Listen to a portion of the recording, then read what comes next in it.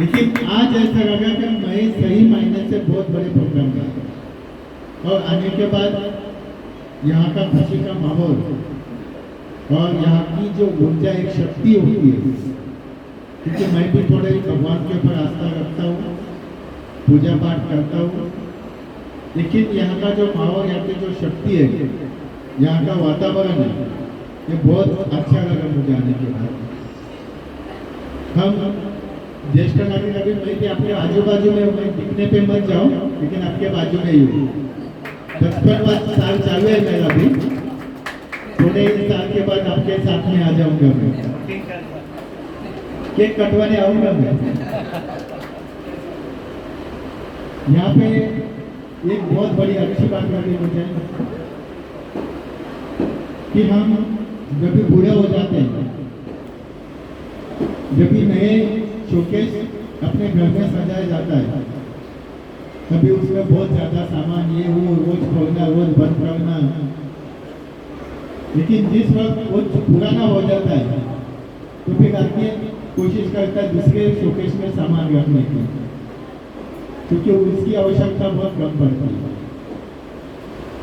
लेकिन यहाँ पे आने के बाद ऐसा लगता है कि हर शोकेस पुराना नया हो चुका है, ये नए शोकेस। लेकिन हमारी एक हमारी सोच, हमारी आदतें, क्योंकि हर पीढ़ी में चेंज होता है। हमारी जो पिछली पीढ़ी थी वो अलग सोच वाली थी, अभी की जो पीढ़ी है वो जीन्स पैंट और टी शर्ट और ये सब पहनने वाली है, आने वाली पीढ़ी और चेंज होगी। तो अभी जैसे इन्होंने बताया, मतलब आपकी तो उम्र 80 साल नहीं करती, आपने कुछ तो भी झूठ बनाया होगा पेपर, मैं तो नहीं मानता हूँ। इन्होंने बताया क्या कुछ चीजें अपने को छोड़नी पड़ती है, कुछ अनदेखी करनी पड़ती है और कुछ ना समझ करके नए समझने जैसे करनी चाहिए। जब भी हमारी बहू बेटी रहती है तो कभी कभी अपने को ऐसा लगता है हमारे बहू ने ये करना चाहिए, हमारे बहू ने ऐसा रहना चाहिए, हमारे बहू का बर्ताव ऐसा होना चाहिए। लेकिन कभी कभी वो चीज़ों पे हम नजरअंदाज करेंगे तो हमारे बहू का हमारा झगड़ा करना होगा। मेरी भी बहू है, तो मेरी बहू के साथ हमारा कभी ऐसा, अभी 1 साल होके गया, दूसरा साल चालू है, लेकिन एक दिन भी ऐसा नाराजगी का या कुछ ऐसा टोनिंग भी हमारे एक दूसरे से नहीं हुई। मजाक मस्ती करने का गलती हो गई तो वो गलती में मजाक करके मस्ती करके छोड़ देंगे, उसको पकड़ के नहीं रखने का। कभी कभी हम कुछ चीजें बहुत पकड़ने की कोशिश करते हैं, ये हम हाथ में मुट्ठी में पकड़ते हैं, बहुत दबाने की कोशिश करते हैं, हाथ में से फिसल जाती है। तो ये सब चीजें पकड़ने की कोशिश नहीं करनी चाहिए। रिश्ते भी वैसे होते हैं, हम बहुत ज्यादा दबा के रखेंगे तो रिश्ते फिसल जाते हैं। तो उसको थोड़ा सा ऐसा मुट्ठी में रखना चाहिए, प्यार से संभालना चाहिए उसको। उस रिश्ते को हम अगर मुट्ठी में हाथ में ऐसा रख के उसको प्यार से संभालेंगे तो व्यक्ति भी ऐसे हाथ में पकड़ेंगे तो नहीं फिसलती। तो वो भी रिश्ता हम ऐसे हाथ में पकड़ के प्यार से उसके साथ रहेंगे तो रिश्ता भी हमारा खराब नहीं होगा। और इसी रिश्ते के साथ हम चलते रहेंगे, क्योंकि हमारी एक उम्र होने के बाद हमको हमारे से बात करने वाले लोग कम मिलते हैं। हमसे कोई बोल वो कैसे, आप तो उम्र वाले, कोई पैसे वाले ऐसे लोग हैं कि जिनको बात करने के लिए दोस्त नहीं रहते। वो दोस्त बनाना बहुत मुश्किल होता है, आसान नहीं होता है दोस्त बनाना। दुनिया में बहुत ऐसे लोग मिलते हैं, पहचानते हैं, मैं आपको पहचानता हूँ, आप मुझे पहचानते हो, लेकिन वो दोस्त नहीं होता है। दोस्त कौन होता है? तो हमारी जब दिल की बातें होती है, दिल के ऊपर बोझ होता है, वो बोझ उतारना होता है हमको, और वो बोझ उतारने के लिए हमारे साथ सुनने वाला, हमारा दुख बांटने वाला कोई होगा, वो दोस्त होता है।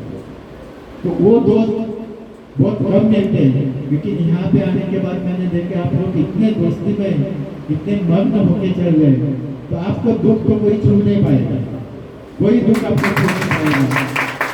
क्योंकि आपके दुख के लिए इतने दोस्त गए तो दुख आएगा कैसे आपके पास? ये सुख की बात है, और ये सुख आपका जीवन भर चलता रहे, ऐसे मैं भगवान से प्रार्थना करूंगा। यहाँ पे जन्मदिन की जिनका जन्मदिन है उनको मैं शुभकामनाएं देता हूँ। उनको बहुत बहुत मेरी तरफ से जन्मदिन की शुभकामनाएं। और मुझे यहाँ पे बुलाया, सही मायने से देखा जाएगा तो जिन्होंने बुलाया उनको ऐसा लगता था एमएलए साहब आएंगे नहीं आएंगे, लेकिन मेरा भाग्य समझता हूँ कि इसी जगह पे आपने मुझे बुलाया और ऐसा अवसर का मौका दिया, ये मेरा बहुत बड़ा भाग्य है। मुझे बहुत खुशी हुई और ये कोशिश मैं हमारे यहाँ भी करूँगा कि आपके जैसे ही हमारे इधर भी ज्येष्ठ नागरिक है, मैं साल में एक बार उनको फार्म हाउस पे इधर उधर भेजता हूँ, लेकिन बहुत कम ऐसे जैसे आप महीने में एक बार प्रोग्राम करते हो तो ये बहुत बड़ी बात है। और ये ऐसे आप लोगों की सेवा करते रहे, क्योंकि लोगों की सेवा, गौ सेवा, ये सबसे बड़ी सेवा है। हमको पता नहीं है, आप अगर देखेंगे यूट्यूब पे अभी दुनिया बहुत नजदीक आ गई है एक दूसरे के। काऊ करके अमेरिका में चलता है, गाय के गले में हाथ डाल के बैठने का 20,000 रुपये 1 घंटे का लिया जाता है। 1 घंटे का 20,000 रुपये हमारा इंडियन करेंसी में, उधर का कम पैसा है, लेकिन यहाँ का 20,000 रुपया 1 घंटा गाय के साथ रहने के लिए, बिताने के लिए जाता है।